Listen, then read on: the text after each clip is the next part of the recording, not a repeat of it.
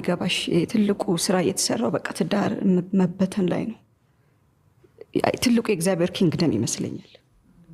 ትልቁ የእግዚአብሔር መገለጫ ይመስለኛልና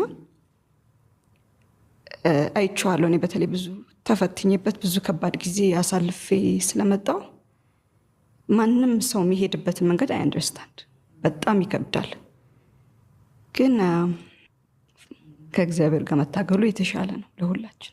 ትዳርን የሚያክል ነገር ትልቅ ነገር ይዘሽ ደግሞ የተንቀራቀሽ ባለሽበት ሰዓት ደግሞ ልጆች የሚባሉ ደግሞ ሌላ ኃላፊነት ወደ ህይወትሽ ይመጣሉ። በጣም ልጆችሽስ እንዴት አይነት እናት ነው መሆን ያለበት? አንቺ አለሽ ወይ በዛ ህይወት ውስጥ? እንዴት ነው ለልጆችሽም ለራስሽም የምትሆኚው? ከዛ ደግሞ ባላለ ለባለቤትሽ ደግሞ አለ።